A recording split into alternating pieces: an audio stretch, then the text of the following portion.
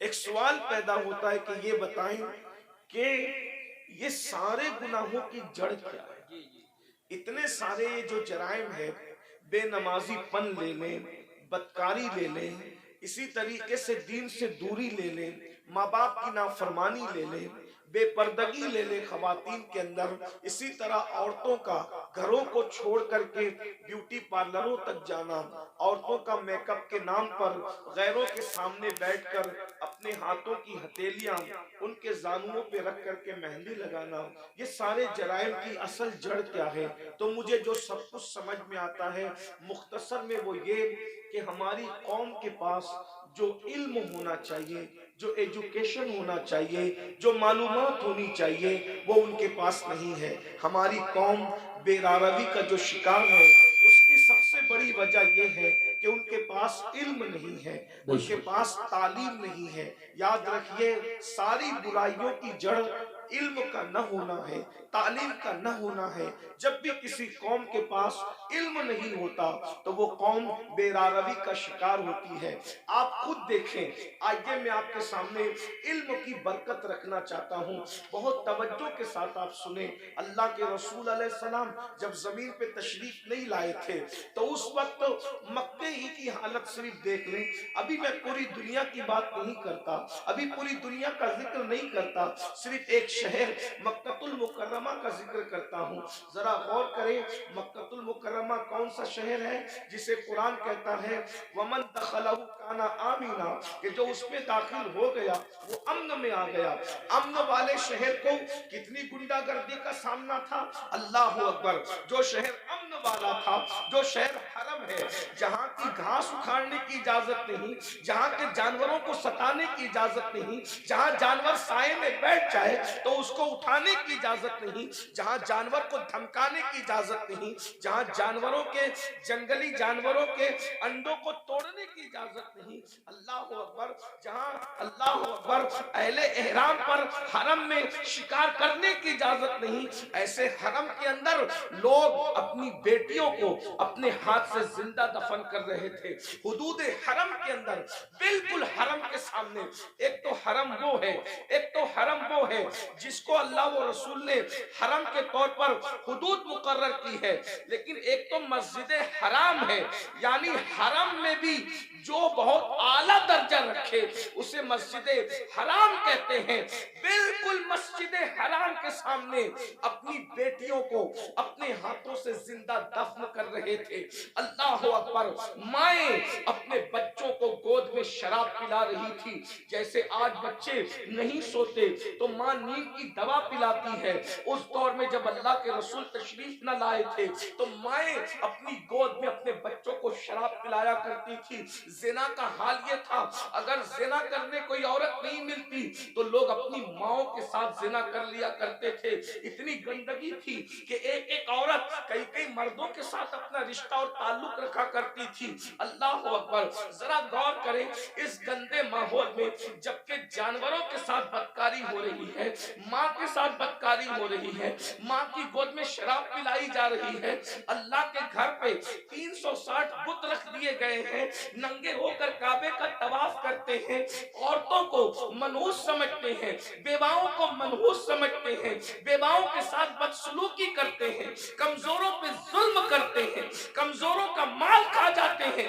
جب اللہ کے رسول تشریف لائے، اللہ کے رسول علیہ السلام نے اتنا گندا ماحول دیکھا تو ماحول دیکھنے کے بعد حضور علیہ السلام نے ان کے سامنے نماز کی بات نہیں کی۔ ذرا میں توجہ چاہتا ہوں آپ سب کی، اہل منبر کی بھی توجہ چاہتا ہوں، ذرا غور کریں ماحول کتنا بگڑا ہوا تھا۔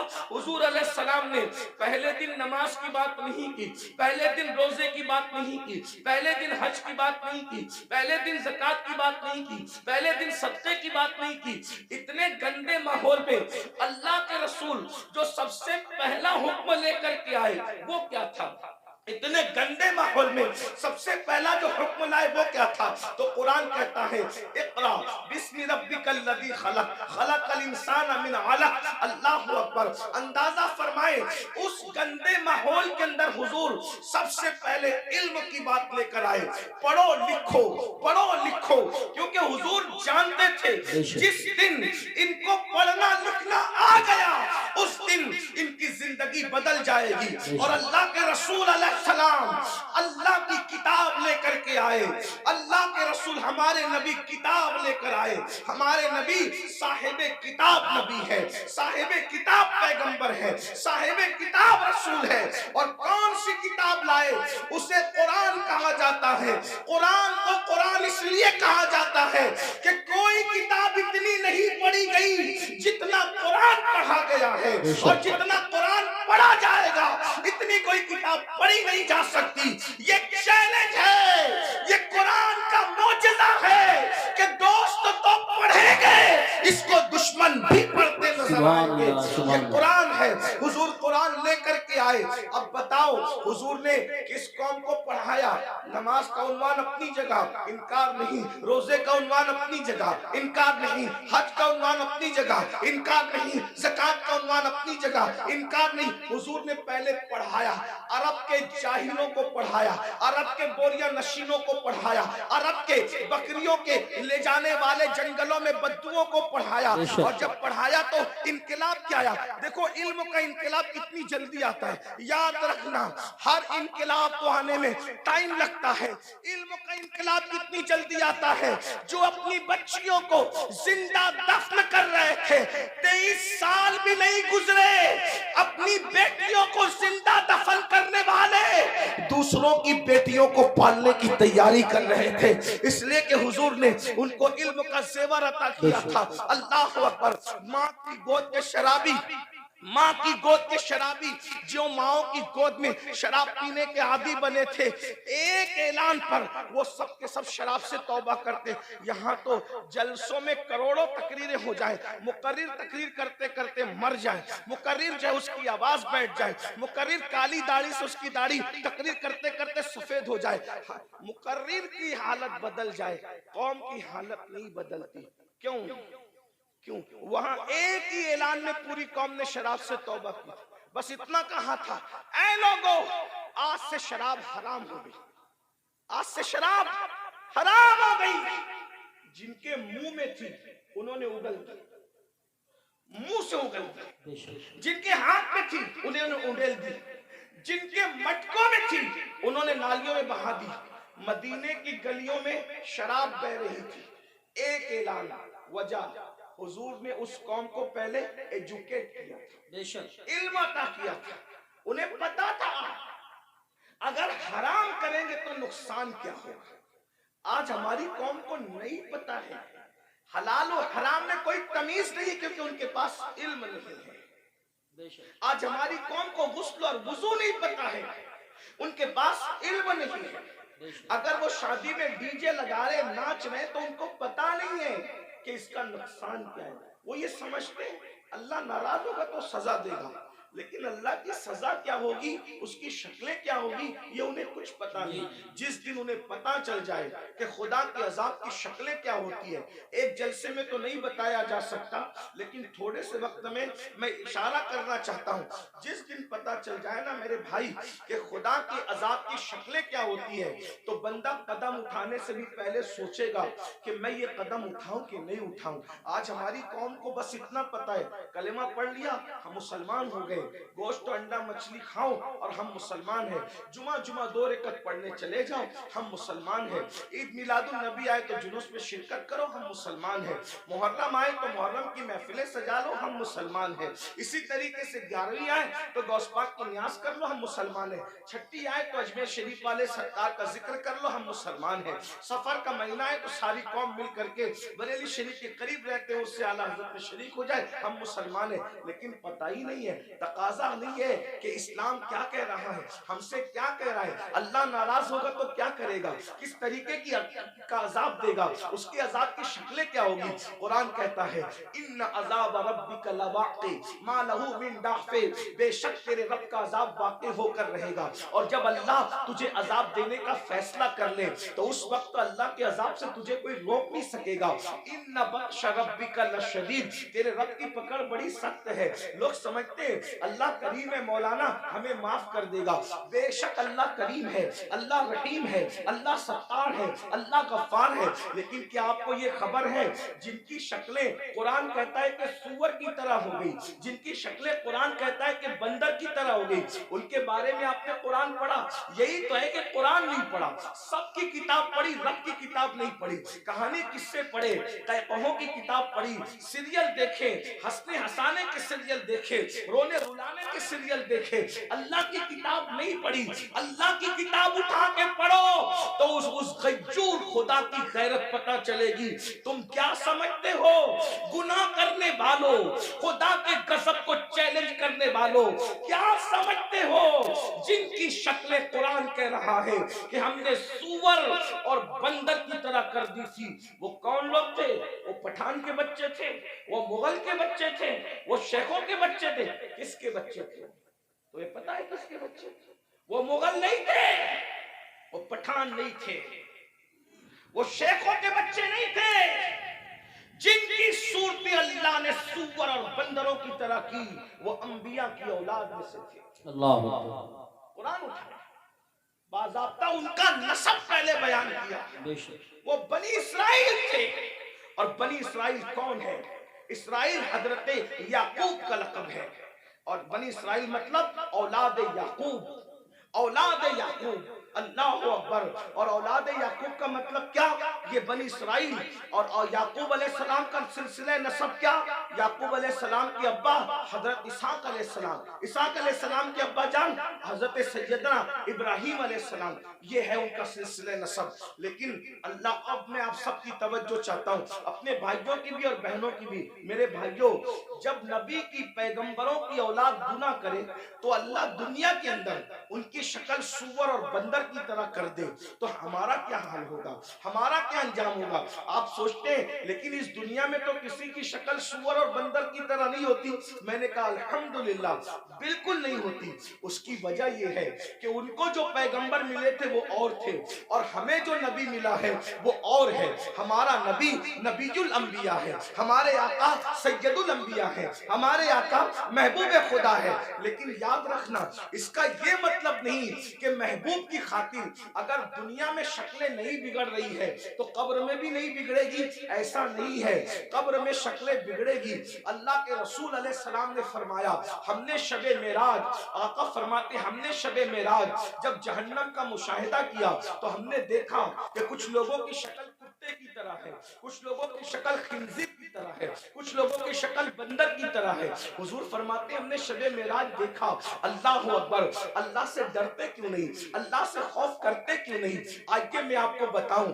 اللہ اکبر. آقا کریم رؤوف الرحیم صلی اللہ علیہ وآلہ وسلم ارشاد فرماتے ہیں کہ معراج کی شب ہم نے ایک منظر دیکھا. آقا فرماتے جنت کی سیر کی آقا نے اور جہنم کا مشاہدہ کیا. دیکھو یہ باتیں ہمیں نہیں پتا ہے, جس دن پتا چل جائے گی اس دن ہمیں احساس ہوگا. اور ہمیں یقین ہے ہماری قوم کو جب کوئی بات پتا چلتی ہے تو وہ اس پر عمل کرتے ہیں, کیونکہ اس پر قرآن کی نص موجود ہے. وَذَكِّرْ فَإِنَّ الذِّكْرَىٰ تَنفَعُ الْمُؤْمِنِينَ, کہ مومنوں کو نصیحت کرو کہ نصیحت مومنوں کو فائدہ دیتی ہے. یہ اتنے نوجوان داڑھی کیوں رکھ رہے ہیں؟ یہ کسی نہ کسی خطیب کی گفتگو کا اثر ہے. بہت سارے جوان نماز کیوں پڑھ رہے ہیں؟ ہم اللہ اکبر, بہت سارے علاقوں میں ہم لوگ گئے نہیں, بہت سارے دوسرے خطبہ نہیں گئے, لیکن کسی نے کہا ہمارے امام صاحب نے نماز پہ تقریر کی ہم نمازی بن گئے, داڑھی پہ تقریر کی ہم داڑھی رکھیں. تو پتا چلا یہ جلسے بالکل بھی لایانی نہیں ہے, غیر ضروری نہیں ہے. مومنین کو نصیحت فائدہ دیتی ہے, بس ناصح کی نیت صحیح ہونی چاہیے اور سننے والوں کو بھی صحیح طور پر سننے کا شوق ہونا چاہیے. اب آئیے ذرا تھوڑا سا دل کے کانوں سے سن لے. آپ نے گزشتہ مہینے کے اخیر میں معراج مصطفیٰ تو سنا ہوگا, لیکن معراج کا ایک حصہ ذرا ہم سے بھی سن لے. اللہ اکبر. آقا کریم صلی اللہ علیہ وآلہ وسلم ارشاد فرماتے ہیں کہ معراج کی شب ہم نے کیا دیکھا. اللہ اکبر. جب جہنم کا مشاہدہ کیا, مشاہدے اور سیر میں فرق ہے, جنت کی سیر کی ہے, جہنم کا مشاہدہ کیا ہے. اللہ اکبر. تو فرماتے ہیں خون کا دریا تھا, پیپ کا دریا تھا, اور اس میں بندہ تیر رہا تھا. خون اور پیپ کے کھولتے ہوئے دریا کے اندر کوئی تیر رہا ہو. تھوڑا توجہ کیجئے گا میرے پیارے آقا علیہ الصلوۃ والتسلیم کے پیارے دیوانوں, ذرا غور کیجئے گا.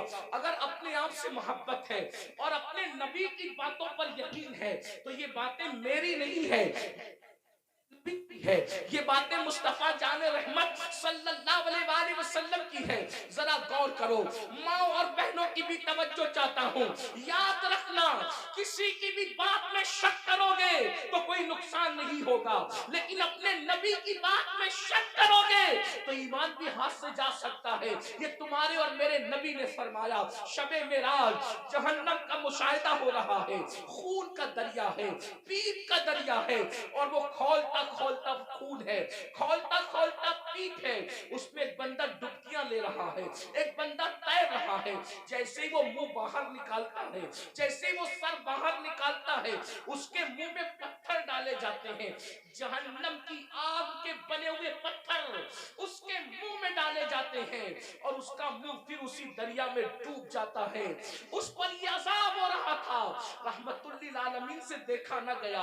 हुजूर तड़प गए, हुजूर बेचैन हो गए, हुजूर बेकरार हो गए, और पूछने लगे, जिब्रील ये कौन लोग हैं कि खून और पीप के दरिया में डुबकियां लेते हैं, और जब मुंह बाहर निकालते हैं तो पत्थर, वो भी जहन्नम की आग के पत्थर, इनके मुंह में डालकर इनको डुबा दिया जाता है। ये दर्दनाक अजाब क्यों हो रहा है? तो जिब्रील अमीन ने अर्ज किया, या रसूल अल्लाह, ये आपकी उम्मत के वो लोग हैं जो दुनिया में सूद खाया करते थे, ये सूद का कारोबार किया करते थे, ये सूद का धंधा किया करते थे। मैं आपसे पूछना चाहता हूँ, दुनिया ही सब कुछ है, बोलो अगर किसी सच्चे मुसलमान को ये पता चले कि सूद खाने का अंजाम क्या है, वो पीप का दरिया, वो खून का दरिया। और खून का दरिया क्यों है? मैंने गौर किया कि सूद खोरों के लिए पीप और खून का दरिया क्यों है। तो बहुत सोचने के बाद मुझे ये समझ में आया कि सूद खोर लोग कौम का खून चूसते हैं, कौम का खून चूसते हैं, उनकी गुर्बत का फायदा उठाते हैं, उनकी मजबूरियों का फायदा उठाते हैं। इसलिए देखो, कुदरत ने उनको खून और पीप के दरिया की सजा दी है। अब मैं आपसे पूछना चाहता हूं, ऐ सूद का धंधा करके, ऐ ब्याज का धंधा करके, ऐ इंटरेस्ट का धंधा करके मालदार बनने वालों, जरा गौर कीजिए, कितना भी माल कमा लोगे, थोड़ा ध्यान देना मेरी बात पर, कितना भी बड़ा महल हो, ताजमहल की तरह भी महल बना लो, जब आखिरी में डॉक्टर कहेगा ना कि ये बहुत बीमार है, इसके बचने की उम्मीद नहीं है, तो आपके बच्चे, हमारे बच्चे क्या करेंगे? आप हो या हम हो, कोई हो, बोलो बच्चे क्या करेंगे? उठा के सीधा हॉस्पिटल में दाखिल कर देंगे। बताओ, जिस माल को अल्लाह की नाफरमानी करके कमाया था, करोड़ों रुपए का महल बनाया था हराम माल से या हलाल से भी बनाया था, लेकिन आखिरी सांसें कहां ले रहे हो? आखिरी सांसें कहां ले रहे हो? हॉस्पिटल की चार दीवारी में। यही है ना तुम्हारी दुनिया, जिस दुनिया की खातिर अल्लाह को नाराज किया, जिस दुनिया की खातिर खुदा को नाराज किया, आखिरी एंड क्या है? आखिरी अंजाम क्या है? दुनिया के 80% लोग हॉस्पिटल में आखिरी सांस लेते हैं, और अक्सर लोग तो आईसीयू में आखिरी सांस लेते हैं। हाय हाय, कुदरत का इम्तिहान तो देखो, कुदरत की सजा तो देखो। याद रखना, बहुत कम वो खुश नसीब है जो अल्लाह अकबर सजदों में जाते हैं, खुदा के हरम में जाते हैं, तिलावत करते करते जाते हैं। 80% लोग दवाखानों की चार दीवारियों में आखिरी सांस लेते हैं। अल्लाह अकबर। मैं उसमें कोई फतवा नहीं लगा रहा हूँ, मैं मुफ्ती भी नहीं हूँ, लेकिन इतना जरूर कहूंगा, जरा गौर तो करो, करोड़ों की बिल्डिंग पड़ी हुई है और आप किराए के दवाखाने के अंदर आखिरी सांस ले रहे हो। पलंग है, हाँ हाँ, कपड़ों पे गुरूर करके खुदा को भूलने वालों, ये खुदा का इम्तिहान देखो, अल्लाह की आजमाइश देखो, खुदा का इम्तिहान देखो। इन्ना अज़ाब रब्बिका लवाक़ि। अरे फिरौन जिस इम्तिहान से गुजरा, उस इम्तिहान से तुम भी गुजारे जाओगे। खुदा के गज़ब को चैलेंज करने वालों अपने कपड़ों पे इतराते थे, पहनाने वाले खुदा पे नाज नहीं था, कपड़ों पे घमंड था ना, कपड़ों पे गुरूर था ना। क्या होता है, 50,000 का मेरा ड्रेस है, 25,000 के अच्छे कपड़े पहनो, इस्लाम मना नहीं करता, लेकिन आखिरी में क्या है, सारे अच्छे कपड़े उतार के घर रख दिए गए और हॉस्पिटल के कपड़े तुम्हें पहनाए गए। ये मरने से पहले खुदा का इम्तिहान है। किस दुनिया से मुंह लगा रहे हो, किस दुनिया से दिल लगा रहे हो, किस दुनिया के चक्कर में अल्लाह को भूले हो, किस दुनिया के चक्कर में शरीयत को पीठ के पीछे پیچھے ڈالے ہو, کس دنیا کے چکر میں دین کو پیٹ کے پیچھے ڈالے ہو.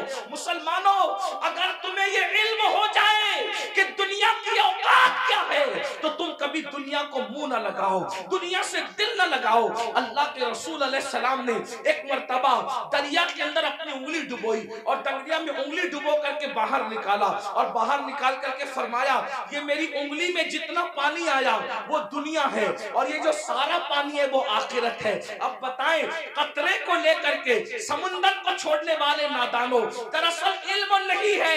اگر ہمیں علم ہوتا تو پتا چلتا, والآخرۃ خیر وابقیٰ, آخرت بہتر بھی ہے, آخرت باقی رہنے والی بھی ہے, دنیا باقی رہنے والی ہے ہی نہیں. اور دنیا تو کہتے اسے ہیں جو ادنا کی بھی تصویر ہے, جو ادنا سے بھی گری ہوئی کو دنیا کہتے ہیں. ادنا کا مطلب سمجھتے ہیں نا, ادنا کا مطلب چھوٹا, اور دنیا, دنیا اور اس سے بھی گری ہوئی, جس کا نام ہی دنیا ہو, حقیر. لیکن یہ پتا ہم سمجھتے دنیا کوئی بڑی چیز ہے. ارے نادان, دنیا کہتے ہی حقیر کو ہے. ایسی حقیر کہ اس سے زیادہ کوئی حقیر نہ ہو, جیسے بہتر, بہتر, بہترین,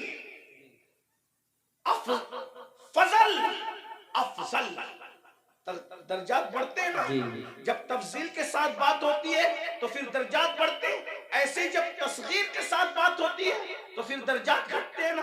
تو دنیا تصغیر ہے کیا, یہ اتنی حقیر ہے کہ اس سے بڑھ کر کوئی حقیر نہیں. لیکن ہمارے پاس یہ بھی علم نہیں ہے, دنیا دنیا بھی کہتے ہیں اور اس پر قربان بھی ہوتے ہیں. پتہ ہی نہیں ہے کہ حقیر میں قربان نہیں ہوا جاتا.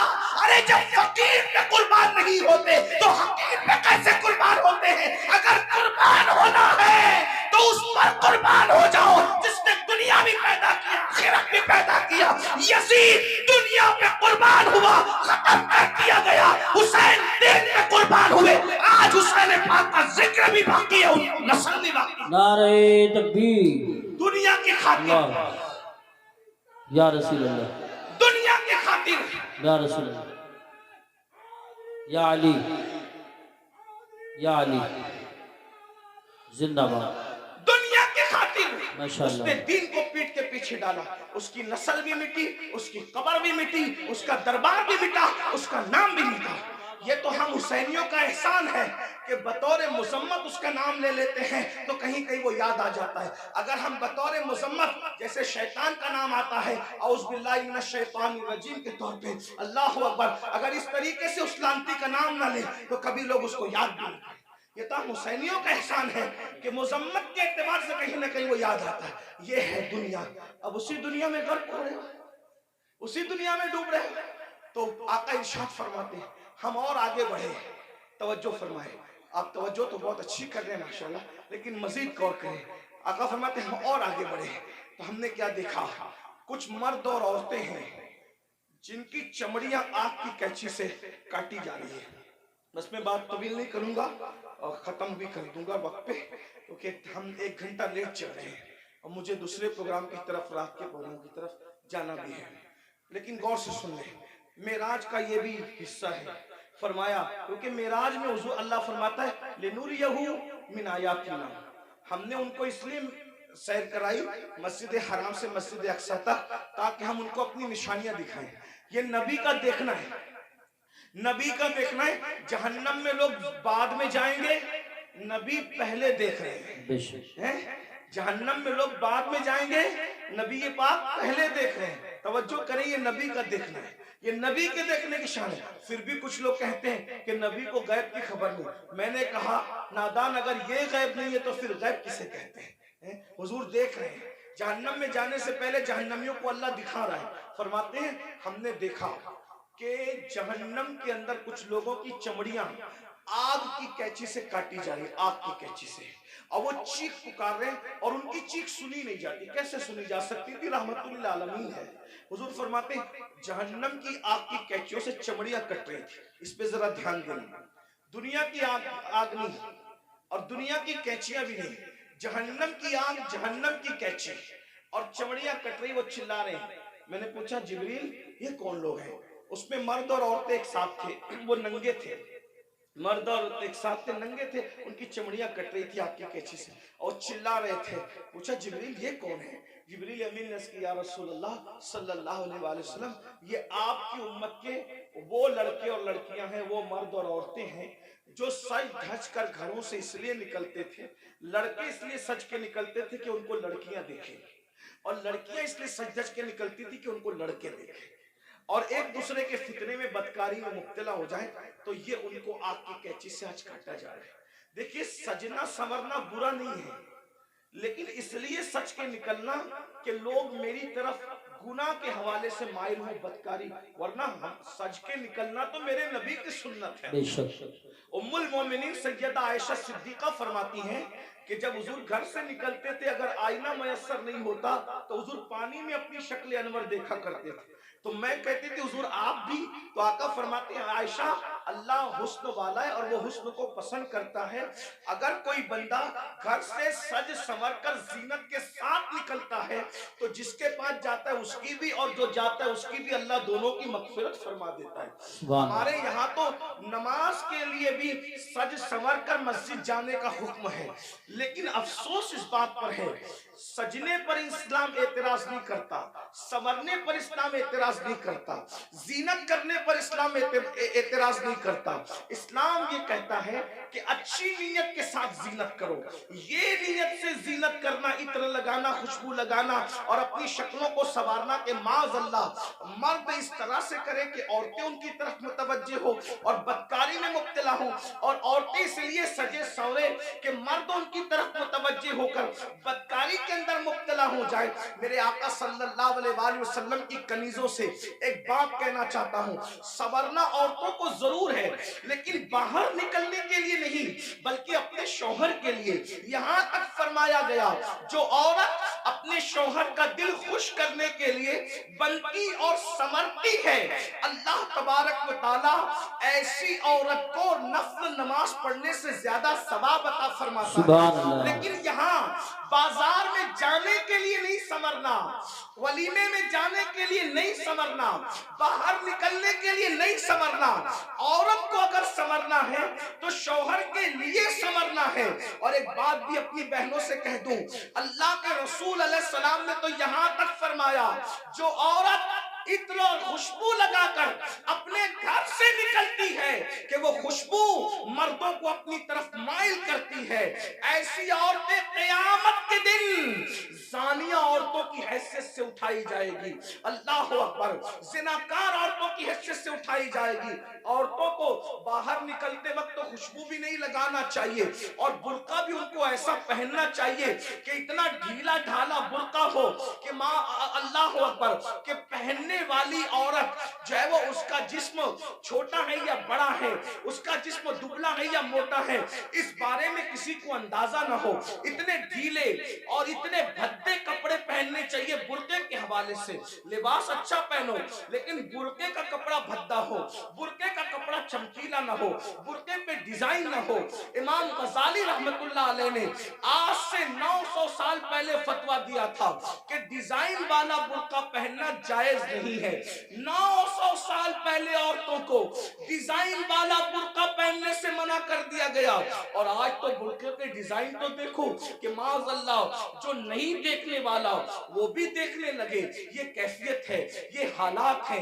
इसलिए मैं अपनी बहनों से कहूंगा, देखो ये दुनिया है बहनों, ये दुनिया है। एक जुमले के लिए अपनी आखिरत बर्बाद मत करो। यही एक जुमला ना कि सहेलियों में बंद संवर के जाऊंगी तो सहेलियां कहेगी तू कितनी अच्छी लग रही है। बस एक जुमला, इस एक जुमले पे अपनी आखिरत खराब कर रही हो। इस एक जुमले को सुनने के लिए अपनी आखिरत बर्बाद कर रही हो। मेरी बहनों कौन क्या कहेगा? सहेलियां इतना कहेगी, रिश्तेदार की औरतें इतना कहेगी तू कितनी अच्छी लग रही है, और बढ़कर एक लंबी गाली भी दे देगी कि तू तो बिल्कुल हीरोइन की तरह लग रही है। मैं समझता हूँ कि हमको कोई हीरो या हीरोइन कहे इससे बड़ी कोई गाली मुझे नहीं लगती। क्यों? इसलिए कि हीरो हीरोइन कौन है? ये वो लोग हैं जो स्क्रीन के सामने आके जिना करते हैं, ये नाचते हैं। तो किस कोई हमको नचनिया, भाई अगर कोई कहे कि तू मौलाना लग रहा है तो मौलाना का मतलब क्या? کیا علم والا, مولانا کا مطلب کیا شریف, مولانا کا مطلب کیا نمازی, مولانا کا مطلب کیا متقی پرہیزگار. اب اگر کوئی کہے کہ تو ہیرو لگ رہا ہے, تو ہیروئن لگ رہی, تو آپ مجھے بتائیں کہ وہ لوگ کیا کیا کرتے ہیں. میں کسی سے نفرت نہیں کرنے کی بات کر رہا ہوں, میں کوئی نفرت کی بیج نہیں بولنے آیا ہوں, لیکن ایک بات کہتا ہوں, اسکرین پر آ کر کے زنا کرتے ہیں کہ نہیں کرتے. فاحشہ عورتوں سے بھی زیادہ گندے یہ لوگ ہیں کہ فاحشہ عورتیں تو چھپ کر کے گھروں میں زنا کرواتی ہیں, لیکن یہ تو اسکرین پر آ کر کے زنا کرتے ہیں, کیمرے کے سامنے آ کے زنا کرتے ہیں, بدکاریاں کرتے ہیں, اور تم خوش ہوتے ہو کہ مجھے تو یہ کہا جا رہا ہے, فلمی اداکارہ سے تشبیہ دی جا رہی, میں کتنی اچھی لگ رہی ہوں. میری بہن یہ گالی, اور سن لو ایک ایسا گندا جملہ سننے کے لیے تم اپنے نبی کو ناراض کر رہے ہو, تم اپنے خدا کو ناراض کر رہے ہو. اللہ اکبر. اس لیے میری گزارش ہے, یہ دنیا ہمیشہ نہیں رہنے والی, یہ دنیا نے ہمیشہ نہیں رہنا, دنیا نے ختم ہونا ہے, بلکہ دنیا جب ختم ہوگی ہماری زندگی تو دنیا ختم ہونے سے پہلے ہی ختم ہو جائے گی. اور بزرگوں نے فرمایا قیامت جب آئے گی ضرور آئے گی, لیکن اس کی قیامت تو اسی دن آ گئی. کب آ گئی اس کی قیامت؟ جس دن ہماری روح کا رشتہ ہمارے جسم سے ٹوٹ گیا, جس دن ہمارا انتقال ہو گیا, اسی دن ہماری قیامت آ گئی. اب ہم آخرت کی تیاری نہیں کر سکتے. میں اپنی بہنوں سے پوچھنا چاہتا ہوں اور آپ سے بھی کہنا چاہتا ہوں, کبھی تصور کیا, اپنی قبر کا تصور کیا؟ ایک دن ہم قبر میں جائیں گے, ضرور جائیں گے, قبر کے اندر داخل ہوں گے, ضرور داخل ہوں گے. سوچو تو صحیح, وہاں کا اندھیرا سوچو, جانا تو ہے, اس کا کوئی انکار کر سکتا ہے؟ نہیں کر سکتا. جانا تو ہے, قبر میں اندھیرا ہے, کروٹ بدلنے کے لیے بھی جگہ نہیں ہے, وہاں کیڑے ہیں, وہاں مکوڑے ہیں, وہاں سانپ ہے, وہاں بچھو ہے, کوئی بچانے والا نہیں, کوئی مدد کرنے والا نہیں, کوئی مددگار نہیں. ذرا میرے بھائیوں غور کرو, میری بہنوں غور کرو, وہ وقت کیسا ہوگا؟ تھوڑی دیر کے لیے, ایک لمحے کے لیے تصور کرو, وہ وقت کیسا ہوگا جب ان گورے گورے خوبصورت نرم نازک گالوں کو قبر کے کیڑے کھا رہے ہوں گے. قبر کے کیڑے جب ان کو کھا رہے ہوں گے, اس وقت کیفیت کیا ہوگی؟ ہاں, یہ آنکھیں جس پر غرور اور تکبر اور گھمنڈ کرتے ہو, ان آنکھوں کو قبر کے کیڑے پی چکے ہوں گے, اس کے آنسو پی چکے ہوں گے, اس کے دیدے پی چکے ہوں گے. اور اللہ اکبر, یہ جسم, یہ نرم اور نازک جسم جس پہ بڑا گھمنڈ ہے انسان کو, اس کی چمڑی, اس کا گوشت, ہڈیاں سب قبر کے کیڑے چٹ کر جائیں گے. اس وقت ہمارا کیا بنے گا؟ اس لیے میرے بھائیوں, میری بہنوں, اللہ سے ڈرو, ان سب چیزوں کی معلومات حاصل کرو کہ اللہ کا عذاب کیا ہے, اللہ کی عذاب کی شکلیں کیا ہے. اور آج میں تو یہ کہتا ہوں, قبر میں جو عذاب ہوگا وہ تو ہوگا, قبر میں جو سزا ملے گی وہ تو ملے گی, جہنم میں جو ملے گی وہ تو ملے گی, لیکن دنیا میں سزا اللہ دے رہا ہے. آج دنیا کے 90% لوگ جو ہیں بے چین ہے, بے قرار ہے, مضطرب ہے, وہ لوگوں کو سکون نہیں ہے. سب کہتے ہیں حضرت سکون نہیں ہے, کوئی کہتا ہے اللہ حضرت سب کچھ ہے سکون نہیں ہے, کوئی کہتا ہے بیٹی کو رشتہ نہیں ہے, کوئی کہتا ہے اولاد نہیں ہے. جس کو اولاد ہے فرما بردار نہیں ہے, فرما بردار ہے ان کو نوکریاں نہیں ہے, گھر میں روزی روٹی کا مسئلہ ہے. ہر مسلمان نہیں بلکہ ہر انسان کسی نہ کسی مسئلے میں الجھا ہوا ہے. یہ مسئلے کیا ہے؟ یہ مسئلے نہیں ہے, یہ مسئلے جو ہے اللہ کے عذاب کی ایک شکل ہے. اللہ نے بطور عذاب مسلط کیا ہے. بیٹی کو رشتہ نہیں آتا, یہ اللہ کے عذاب میں سے ایک عذاب ہو سکتا ہے. یاد رکھنا, روزی کے لیے در در بھٹک رہے ہو, خدا کے عذاب میں سے ایک عذاب ہو سکتا ہے. سوتے ہو, نیند نہیں آتی, نیند کی گولیاں لے کر بھی سوتے ہو پھر بھی نیند نہیں آتی, اللہ کے عذاب میں سے ایک عذاب کی شکل ہو سکتی ہے. اولاد نافرمان ہے, ماں باپ کو گالیاں دے رہے ہیں, ماں باپ کو گھر سے نکال رہے ہیں, ماں باپ کو ذلیل کر رہے ہیں, ماں باپ کو رسوا کر رہے ہیں. یہ سب کیا ہے؟ اللہ کے عذاب میں سے ایک عذاب ہے. اس لیے اللہ کی نافرمانی کرو گے تو یہی ہوگا. بہرحال آخری بات کے طور پہ عرض کر رہا ہوں, پھر آقا ارشاد فرماتے ہیں ہم لوگ اور آگے بڑھے. جب جہنم کا مشاہدہ کیا تو ہم نے دیکھا کہ کچھ ایسے لوگ ہیں جن کے ہونٹ آگ کی قینچی سے کاٹے جا رہے ہیں, آگ کی قینچی سے ہونٹ کاٹے جا رہے ہیں. میں نے پوچھا جبریل یہ کون لوگ ہیں؟ تو جبریل علیہ السلام نے اس کی یا رسول اللہ, یہ آپ کی امت کے وہ علماء ہیں, وہ مقرر لوگ ہیں جو قوم میں فتنہ پھیلانے کی بات کرتے تھے, قوم میں ایسی بات کرتے تھے کہ قوم میں فتنہ پھیلے. آج ان کے ہونٹ کاٹے جا رہے ہیں. اور ایک حدیث میں یہ بھی آیا ہے کہ یہ وہ مقرر لوگ ہیں, یہ وہ علماء لوگ ہیں جو لوگوں کو تو نیک کام کا حکم دیتے تھے مگر خود نہیں کرتے تھے. قرآن کہتا ہے لما تقولون ما لا तफ़अलून, वो क्यों करते हो जिस पर खुद अमल नहीं करते। अब यहाँ ये बात ध्यान से सुन ले, गौर से सुन ले। आखिरी बात के तौर पे किन मुकर्रिरों के होंठ काटे जा रहे हैं आपकी कैंची से? जो लोग उम्मत में ऐसी बात करते थे लड़ाने की, उम्मत को डिवाइड करने की, उम्मत में फितना पैदा करने की। आज देख लीजिए बहुत सारे मुकर्रिर ऐसे दुनिया में मिलेंगे आपको जो उम्मत में आते हैं बांटने की बात करते हैं, तकसीम करने की बात करते हैं। उम्मत के जो मुत्तफक अलैह मसाइल हैं उससे हट करके नई बातें छेड़ते हैं। मिसाल के तौर पे 1857 से पहले पूरी उम्मत जो है वो हिंदुस्तान के अंदर पूरी कौम जो है इस बात पर मुत्तफिक थी कि अल्लाह ने अपने नबी को गैब का इल्म अता फरमाया, लेकिन नई बात लाई गई और कौम को लड़ाया गया और ये बात कही गई कि नबी को तो दीवार के पीछे की खबर नहीं है। एक नई बात करके कौम को लड़ाया गया, उम्मत में इंतशार पैदा किया गया। इसी तरह 1857 से पहले इस मुल्क हिंदुस्तान में पूरी कौम का अकीदा था कि नबी जिंदा है, नबी हमारी जानों से ज्यादा करीब है, बल्कि कस्में उठाकर मुसलमान कहता था तू जिंदा है वल्लाह, तू जिंदा है वल्लाह, मेरी चश्मे आलम से छुप जाने वाले। लेकिन ये बदतरीन उलमा, वो अल्लाह अकबर बिदती उलमा, वो बदतरीन खल्क है, अल्लाह अकबर, वो बदतरीन खुतबा जिन्होंने ये बात फैलाई कि माज़अल्लाह नबी मरकर मिट्टी में मिल गए, कौम को लड़ाया कि नहीं लड़ाया। इसी तरीके से आज भी कुछ लोग ये काम कर रहे हैं कि अल्लाह अकबर सहाबा और अहलुल बैत के अकीदे पर, यानी सहाबा की मोहब्बत और अहलुल बैत की मोहब्बत पर पूरी दुनिया के लोग कायम है, पूरी दुनिया के मोमिनीन कायम है। लेकिन एक तबका मुकर्रिरों का ऐसा है कि वो अल्लाह अकबर अहलुल बैत की मोहब्बत के नाम पर सहाबा को तान करता है और कौम को लड़ाता है, और कुछ लोग ऐसे हैं जो सहाबा की मोहब्बत के नाम पे अहलुल बैत को तान करते हैं और उम्मत को लड़ाते हैं। याद रखना, आज कौम के साथ जो खिलवाड़ करना हो कर लो, लेकिन आखिर मौत है, मौत, मरना सबको है, अवाम को भी और खुतबा को भी। इसलिए खुदा के लिए आपसे भी कहता हूं, ऐसे लोगों का अलैकार न बनो जो सहाबा के नाम पर अहले बैत पे सवालिया निशान खड़ा करते हैं, और ऐसे लोगों का भी अलैकार न बनो जो अल्लाह अकबर अहलुल बैत के नाम पर सहाबा को गालियां देते हैं। वल्लाह सहाबा हमारी एक आंख है और अहले बैत हमारी दूसरी आंख है। हम दो आंख वाले हैं और हमारे एक हाथ में सहाबा का दामन है और एक हाथ में अहलुल बैत का दामन है। अल्लाहु अकबर, सहाबा वो है जिन्होंने इस्लाम फैलाया है और अहले बैत वो है जिन्होंने इस्लाम बचाया है। हम फैलाने वालों का भी एहसान मानते हैं और बचाने वालों का भी एहसान मानते हैं। नारे तकबीर, नारे रिसालत, मसलके आला हजरत, नारे तकबीर, हजरत अल्लामा मौलाना।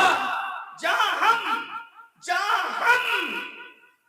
करबला की जंग को भूल नहीं सकते कि वो इस्लाम बचाने की जंग थी, वही हम बद्र और उहुद को भी भूल नहीं सकते कि वो इस्लाम फैलाने की जंग थी।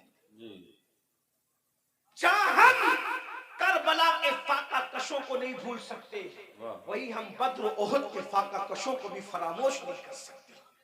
करबला वालों को रसूलुल्लाह ने अपने कंधों पे उठाया है, तो बद्र, उहुद और खंदक और खैबर वालों के लिए कुरान कहता है वल आदियाति दबहन फल मोरियाति कदहा। ऐ महबूब, जो तेरे पीछे घोड़े दौड़ाते हैं और उनके घोड़ों की टापों से जो धूल निकलती है, हम उन घोड़ों की टापों से निकलने वाले धूल की भी कसम उठाते हैं। जिनके घोड़ों के पैरों से लगने वाली धूल इतनी कीमती है कि अल्लाह उसकी भी कसम कुरान में उठाता है। कुरान तो पढ़ो ना, कुरान तो पढ़ो। सहाबा को क्या समझोगे? अरे सहाबा का घोड़ा इतना कीमती है कि उसके पैर से जो मिट्टी लगती है और उससे जो धूल उड़ती है, अल्लाह उस धूल की कसम की भी और उस धूल की भी कसम उठा करके बताता है, जिसके घोड़ों की टाप से लगने वाली धूल हमारे नजदीक इतनी कीमती है, तो सहाबा का घोड़ा कितना कीमती होगा।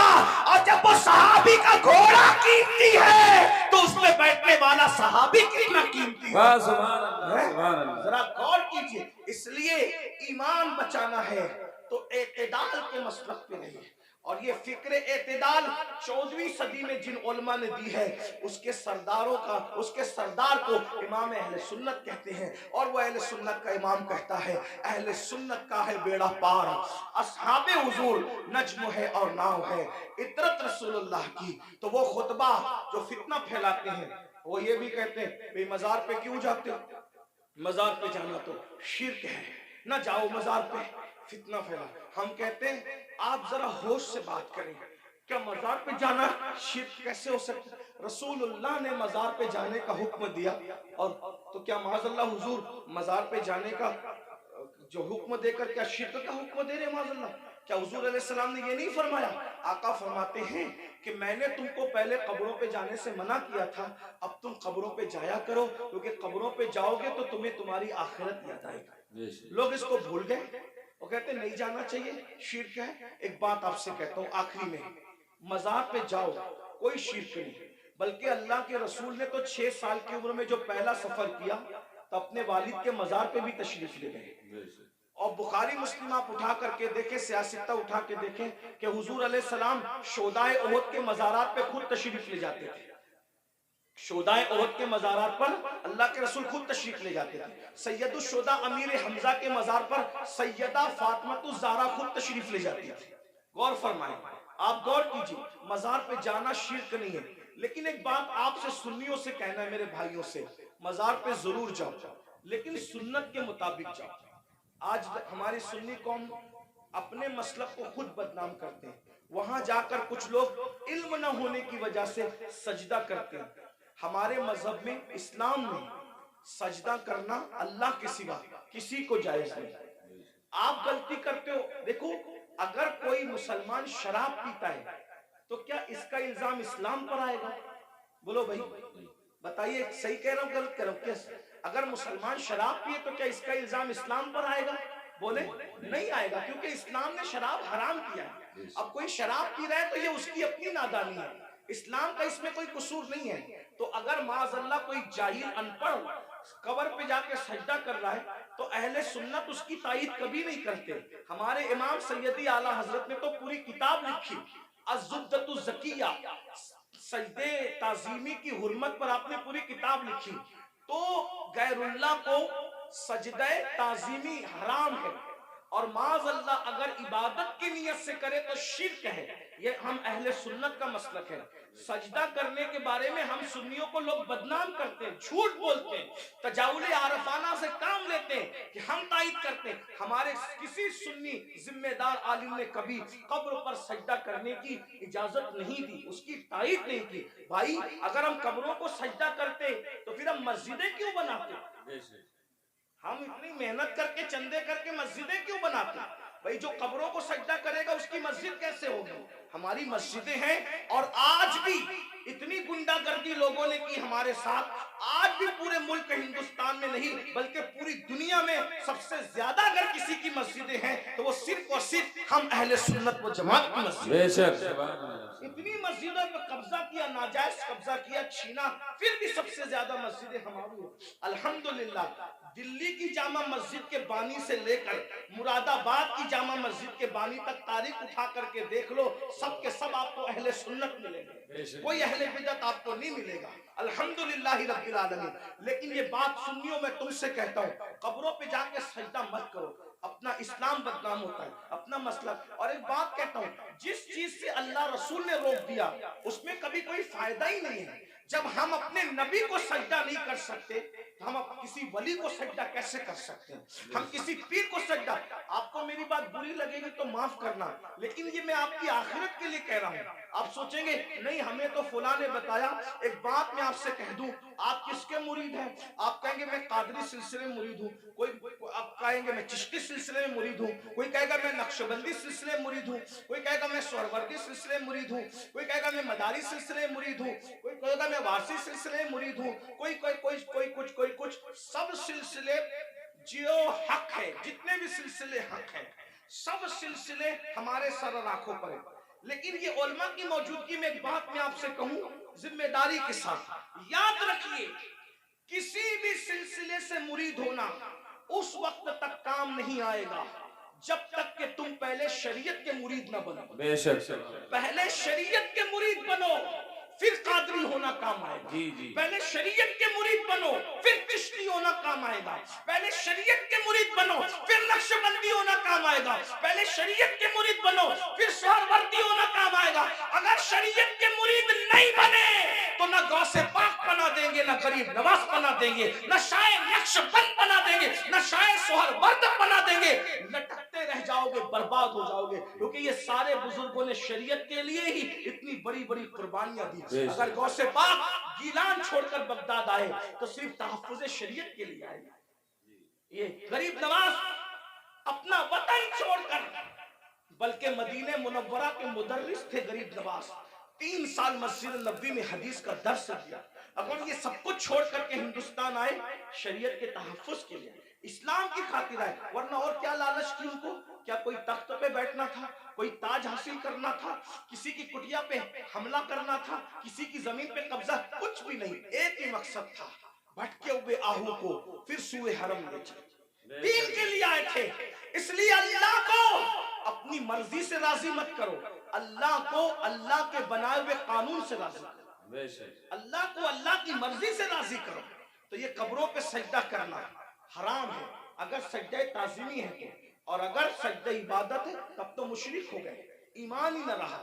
اسی طریقے سے قبروں پہ جاؤ تو بزرگوں کے طریق پر جاؤ، ہاتھ باندھ کر باوضو جاؤ، اور کم سے کم 2 ہاتھ دور کھڑے رہو، اور بزرگوں کی ولیوں کی قبروں کی ایسی تعظیم کرو جیسا ان کی ظاہری حیات میں مل جاتے، جیسے تعظیم کرتے ویسے تعظیم کرو. بتاؤ کیا اگر غوث پاک غریب نواز اور بزرگان دین ہمیں مل جاتے تو ہم ان کے اوپر ایسے لٹکتے، ایسے لٹکتے، ان کے اوپر ایسے گرتے پڑتے جیسے قبروں پہ گرتے پڑتے؟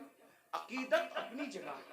بلکہ آپ کو کہتا ہوں، رسول اللہ کی مزار انور کو دیکھا تو سیدی اعلیٰ حضرت پکار اٹھتے، پیش نظر وہ نو بہار، پیش نظر وہ نو بہار، مگر سجدے کو دل ہے بے قرار. عاشق تھے نا، عاشق تھے نا، یار کا جلوہ دیکھا وہ کہنے لگے سجدے کو دل ہے بے قرار. مگر عاشق ہو کر بھی ادب کا دامن ہاتھ سے نہ چھوٹے، شریعت کا دامن ہاتھ سے نہ چھوٹے. فوراً کہتے ہیں مگر کیا کروں، روکیے سر کو روکیے. ہاں یہی امتحان کیا بات ہے، یہ امتحان ہے ہمارا. اس لیے اب ایک بات کہہ دوں، کڑوی لگے تو معاف کرنا، جن کو سجدہ کرنا حرام ہے وہاں جا کے سجدے کرتے ہو، اور جس کو سجدہ کرنے کا حکم ہے اس کو سجدہ نہیں کرتے. دیکھ لیں ہماری قوم کا حال دیکھ، جو 700 مرتبہ پورے قرآن میں کہے کہ مجھے سجدہ کرو اس کو سجدہ نہیں کر رہے، اور جس کو سجدہ کرنا حرام ہے وہاں جا کے نادانی دیکھو. علم نہیں نا، یہ جہالت، ان پڑھ پڑھ. یہ علم نہ ہونا ساری گندگی کی جڑ ہے. اس لیے علم حاصل کرو، اپنے بچوں کو بھی علم کے قریب لاؤ. اتنا علم اپنے بچوں کو دے دو. میں نوجوانوں سے کہتا ہوں جتنا علم حاصل کرنا علم دین ہر مسلمان پہ فرض ہے، اتنا علم سیکھیے، اتنا علم سیکھیے، آپ پہ فرض ہے جتنا. نماز کا، روزے کا، حج کا، زکوٰۃ کا، نکاح کا، طلاق کا، یہ سب علم سیکھیے. اور ساتھ ہی ساتھ دنیاوی ایجوکیشن طے کیجئے کہ کم سے کم ہمارا ہر بچہ بچی گریجویٹ ہونا چاہیے. اس سے کم ہمیں نہیں پڑھانا ہے، چاہے اس کے لیے ہمیں نوکری کرنا پڑے، 8 گھنٹے کی بجائے 12 گھنٹے محنت کرنا پڑے. علم کی طرف پیش رفت کرو. اور یہ صرف جلسوں کی حد تک نہیں، عہد کر کے اٹھو کہ مجھے، ہمارے ماہرہ کے مشائخ نے اعلان کیا آدھی روٹی کھائیں گے، بچوں کو پڑھائیں گے. اگر آدھی روٹی کھانا پڑے تو کھاؤ، اپنے بچوں کو پڑھاؤ. اگر عید پہ کپڑے نہیں بنتے تو نہ بنے، لیکن بچوں کی فیس ہمیں ضرور بھرنا ہے. اچھے سے اچھے اسکول میں ان کا داخلہ کرانا ہے، اچھے سے اچھے اسکول میں ان کو جو ہے ایڈمیشن ان کا کروانا ہے، اور ان کو اعلیٰ تعلیم دلانا ہے. اگر ہندوستان کا مسلمان صرف 1 دہائی 10 سال ایجوکیشن پہ محنت کر لے، 10 سال، ملک کے حالات بدلیں. ایک شخص کہہ رہا تھا کہ ہم اپنی قوم کے ہاتھ میں تلوار دیں گے. میں نے کہا تم جو چاہے کرو، ہم تمہیں کچھ نہیں کہتے، لیکن ہم اپنی قوم کے ہاتھ میں تلوار نہیں دیں گے. ہم مسلمان اپنی قوم کے ہاتھ میں تلوار نہیں دیں گے، ہم اپنی قوم کے ہاتھ میں قلم دیں گے. قلم جس کو تلوار دینا ہے وہ دے، تم جانو تمہارا کام جانو، لیکن مسلمانوں سے ہم ہر جلسے میں اپیل کرتے ہیں کہ ہم اپنے بچوں کے ہاتھ میں تلوار کیا، ہم تو گلیل بھی دینا نہیں چاہتے آج کی تاریخ میں، ہم قلم دینا چاہتے ہیں۔ یاد رکھنا تلواریں اٹھتی ہے تو گردنیں کٹتی ہے، اور جب قلم اٹھتا ہے تو غربت کٹتی ہے، جب قلم اٹھتا ہے کمزوریاں کٹتی ہے، قلم اٹھتا ہے دشمن زیر ہوتے ہیں، قلم اٹھتا ہے انقلاب آتا ہے۔ میرے نبی قلم اور کتاب لے کر کے آئے تھے، اس لیے کوئی بچہ ان پڑھ نہ رہنے پائے۔ جو کچھ ہوا، اور جو بچے 10ویں 12ویں پڑھ کے ڈراپ آؤٹ ہو گئے، ہٹ گئے، ان سے میں کہتا ہوں آج گھر بیٹھ کر کے بہت سارے کورسز کیے جا سکتے ہیں، اس لیے موبائل میں گیم کھیل کر وقت ضائع کرنے کی بجائے، ادھر ادھر بیٹھ کر اس کے اوٹے پر اس کے نکڑ پہ بیٹھ کر وقت ضائع کرنے کی بجائے، بچیوں سے بھی کہتا ہوں اگر 10ویں 12ویں پڑھ کر کے چھوڑ دیا ہے تو بہت سارے ایسے آج کورسز ہیں کہ گھر پہ بیٹھے بیٹھے آپ تعلیم حاصل کر سکتے ہو۔ لاک ڈاؤن کے اندر میں بھی جو ہے وہ 11ویں پڑھ کے میں نے چھوڑ دیا، میرے 11ویں پڑھ کے چھوڑنے کا واقعہ بھی ایک عجیب سا ہے۔ اصل میں سنی دعوت اسلامی کے ماحول میں تھا، میں 11ویں میں جب جونیئر کالج میں میرا ایڈمیشن ہوا، ماں باپ کی تمنا تھی کہ اس کو ٹیچر بنائیں گے، تو خاص طور پہ امی کی تمنا تھی اس کو ٹیچر بنائیں۔ میں جیسے جونیئر کالج میں نے قدم رکھا تو دیکھا کہ لڑکے اور لڑکیاں ساتھ پڑھتے ہیں اور بے پردہ ہیں، اور 11ویں پہنچنے کے بعد سب بالغ ہو گئے، تو اتنا شعور نہیں تھا مجھے، لیکن اتنا تو تھا کہ لڑکیوں کے ساتھ نہیں بیٹھا جا سکتا بے پردہ۔ تو میں نے ٹیچر سے کہا، کلاس ٹیچر سے، عبدالعزیز سر ہمارے تھے، میں نے کہا کہ لڑکیوں کے ساتھ تو بیٹھنا ناجائز ہے۔ وہ ہنسنے لگے، بولے حیرت ہے اس دور میں ایسی بات کوئی کرتا ہے، تو پاگل تو نہیں ہوا؟ میں نے 1 مہینے تک کے یہ بات کرتا رہا، آخر ہمارے پرنسپل نے کہا ایسی بات نہیں، میں نے کہا یا تو ڈیوائیڈ کر دیں یا تو پھر ہم چلیں، اور میں نے جو ہے وہ پھر اس کے بعد چھوڑ دیا۔ میرے سر میرے گھر تک آئے، اتفاق سے وہ میرے ابا کے بھی کلاس ٹیچر رہ چکے تھے، میرے بھی ایک ہی اسکول میں، ہمارے ابا نہیں پڑھا ہم نے بھی پڑھا، تو وہاں پر وہ آئے، کہا کہ ابا، وہ کہا کہ تیرے بیٹے کو سمجھا کہ یہ پاگل تو نہیں ہوا ہے؟ میں نے کہا کچھ بھی ہو میں نے نہیں پڑھنا، شریعت نے منع کیا، حالانکہ آپ ایسا نہیں کرنا ہے، علماء سے آپ پوچھنا، علماء آپ کو بتائیں گے حالات کے تحت معاملات ہوتے، لیکن اس وقت ماحول ایسا تھا ہمارا سنی دعوت اسلامی کا ماحول، تقوی کا، پرہیزگاری کا۔ اب تو ہم متقی نہیں ہیں، وہ پرہیزگاریاں ہی نہیں ہیں، لیکن بہرحال تو وہ ماحول تھا تو ہم نہیں گئے پھر۔ لیکن میرے عزیز ساتھی، میرے بڑے بھائی کی طرح، وہ بھی ایک اسکول کے پرنسپل اور ہماری سنی دعوت اسلامی کے رکن شورا ہیں، قاری رضوان خان صاحب، اس نے کہا کہ پڑھ لے بھائی ورنہ ایسے ہی رہ جائے گا۔ میں نے کہا اگر میں اچھی نیت سے اللہ کی شریعت کے لیے چھوڑ رہا ہوں تو اللہ اس کا صلہ مجھے دے گا، اور اللہ نے مجھے صلہ یہ دیا کہ آج میں ایک English medium school and junior college کا چیئرمن ہوں الحمدللہ، اور تقریباً 50 ٹیچرز جو ہے وہ اس وقت کم و بیش الحمدللہ جو ہے وہ ہمارے اندر میں کام کرتے ہیں۔ یہ کرم ہے، مجھے یہ یقین ہے شریعت کا دامن جس نے پکڑا ہے تو اللہ نے اس کو کبھی ذلیل نہیں ہونے دیا، رسوا نہیں۔ لیکن بہرحال پھر مجھے احساس تھا کہ میں پڑھ نہیں سکا، پھر میری پوری توجہ دینی تعلیم کی طرف ہوگی۔ ویسے میں 7th اور 8th سے میں جو ہے وہ عالم کورس کی طرف چلا گیا تھا، لیکن میں نے سوچا کہ پوری توجہ 11ویں کے بعد اسی پہ مرکوز کر دی جائے، اسی طرف میں نے توجہ رکھی۔ لیکن پھر مجھے احساس تھا کہ میں نے دنیاوی تعلیم کو بھی آگے بڑھا، تو لاک ڈاؤن کا فائدہ اٹھاتے ہوئے پھر میں نے ایم اے کے اندر ایڈمیشن لیا ابھی، ہاں الحمدللہ، ہاں، اور اس کے پہلے ایگزام میں شرکت کا پروگرام تھا اور اس کی تاریخ اور حج کی تاریخ سیم ہو گئی تو نہیں دے سکا، لیکن بہرحال میں نے اس طرف پیش رفت کیا، اور انشاءاللہ تو آپ سے بھی میں کہتا ہوں، میں یہ آپ کو ہی کہہ کے جا رہا ہوں نہیں، میں نے خود بھی اس پر عمل کیا ہے الحمدللہ، اور میں انشاءاللہ تعالیٰ اس کی کوشش کروں گا کہ 1 سال میں اس کی تکمیل کروں جو رہ گیا ہے۔ بہرحال اتنی لاک ڈاؤن میں تو فری تھے، تو جو ہونا تھا وہ جو کرنا تھا وہ کر لیا، لیکن اب دوروں کی مصروفیت نہیں، لیکن اللہ نے آپ کو وقت دیا، فرصت کا وقت دیا ہے، آپ جو پارٹ ٹائم کورسز ہیں وہ کریں، بلکہ جو نوجوان دنیا نہیں پڑھے ہیں وہ گھر بیٹھے کورسز کا فائدہ اٹھا کے دنیا پڑھ لیں، اور جو جوان دنیا پڑھ چکے ہیں، ڈاکٹر ہیں، انجینئر ہیں، ٹیچر ہیں، ان کو چاہیے کہ عالم کورسز بھی اب جو ہے یعنی کہ آن لائن پڑھائے جا رہے ہیں، تو آپ 2 گھنٹہ نکال کر کے علماء سے، ہمارے مفتی حارث صاحب جامعی اور بھی سب، میں سب کے نام نہیں جانتا، ان سے رابطہ قائم کر کے معلوم کریں کہ اچھا تعلیمی نظام آن لائن کہاں ہے، تو آپ بھی کریں۔ الحمدللہ ہمارے بہت سارے سنی دعوت اسلامی کے ایسے مبلغین جو ڈاکٹر ہیں، ٹیچر ہیں، اور انہوں نے فارمیسی کیا ہے، آن لائن انہوں نے کورسز کیے، اور وہ بہت سارے لوگ آن لائن کورسز کر کے عالم بن گئے۔ تو میری گزارش ہے، کام کرنے سے ہوتا ہے، علم پڑھنے سے آتا ہے، تھوڑی محنت کیجئے۔ جتنا ٹائم موبائل میں لگاتے ہو، جتنا ٹائم نکڑوں پہ لگاتے ہو، جتنا ٹائم ہوٹلوں پہ لگاتے ہو، جتنا ٹائم ادھر ادھر بیٹھ کے لگاتے ہو، اس کو تعلیم میں خرچ کیجئے۔